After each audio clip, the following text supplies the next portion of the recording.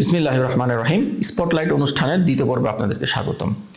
আজকে আমরা আলোচনা করব আরব বিশ্বের একজন খুব বিখ্যাত সোশ্যাল অ্যাক্টিভিস্ট জনাব জাভেদ হাসান। তিনি যে টুইট করেছেন ইরানের বর্তমান পরিস্থিতি নিয়ে, সেটা তিনি লিখেছেন, massive crowds in Iran chanting না সাজেশ না তাসলিম নাভার বা আমেরিকা, no compromise no surrender, battle with America.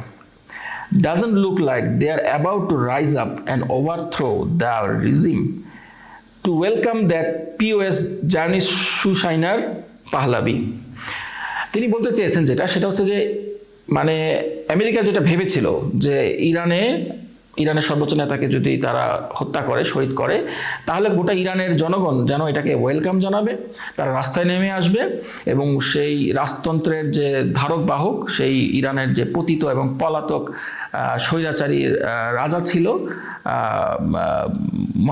Mohammad Reza পাহলভি, সে যে পালিয়ে গিয়েছিল, তার যে ছেলে আছে এখন রেজা পাহলভি, তাকে মনে হয় ওয়েলকাম করবে ইরানে। অথচ ইরানে যেটা তারা বলছে সেটা হচ্ছে না সাজেশ না তাসলিম নাভার বা আমেরিকা। এটা ফার্সি একটা খুব বিখ্যাত স্লোগান, এটা অনেক আগে থেকে ইরানে প্রচলিত। এখন এটা আবারও মানুষ ব্যাপকভাবে বলছে। এর অর্থ হচ্ছে যে আমেরিকার সাথে কোনো রকমের কম্প্রোমাইজ না, আমেরিকার সাথে কোনো রকমের মানে প্রশ্নই উঠে না যে আত্মসমর্পণ করব, আমেরিকার সাথে যুদ্ধ করবো আমরা যুদ্ধ এবং সংগ্রামে লিপ্ত থাকবে আমেরিকার সাথে।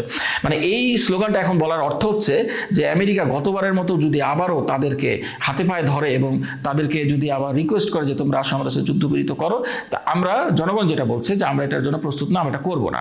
তোমরা যে কাজটা এবার করেছো, এবার এটা তোমাদের এই পুরো মধ্যপ্রাচ্য এলাকা থেকে তোমাদেরকে পুরোপুরি উৎখাত করা এবং ইসরায়েলকে একদম পুরোপুরিভাবে মানে ধ্বংস করে দেওয়া এবং ইসরায়েল ফিলিস্তিনিদেরকে মুক্ত করা, বাইতুল মুকাদ্দাসকে মুক্ত করা এবং এই যে জবরদখল করে রয়েছে ইসরায়েল, তাদেরকে তাদের যে মানে প্রকৃত আবাসস্থল যে ইউরোপ, সেখানে তাদেরকে ফেরত পাঠানো।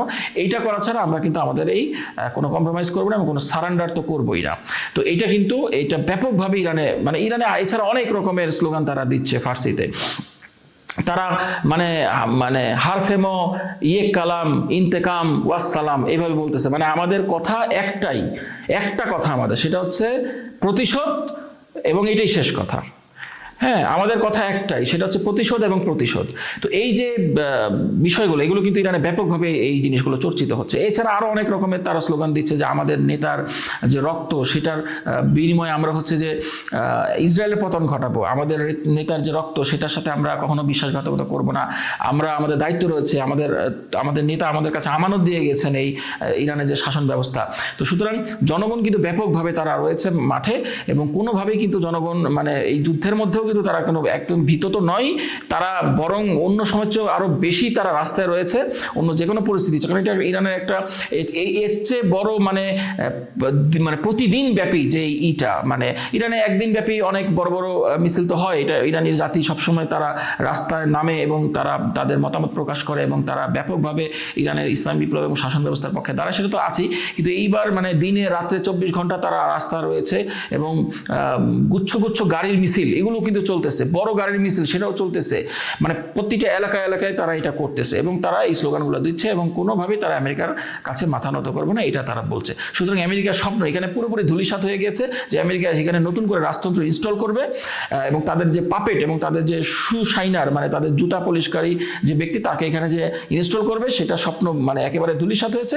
এমনকি ইরানের একটা বড় ক্ষতি করতে সক্ষম হবে, অ্যাটলিস্ট শাসন ব্যবস্থার পতন ঘটাতে না পারো, ক্ষতি করতে সক্ষম হবে, সেটারও আশা তারা হারিয়ে ফেলছে।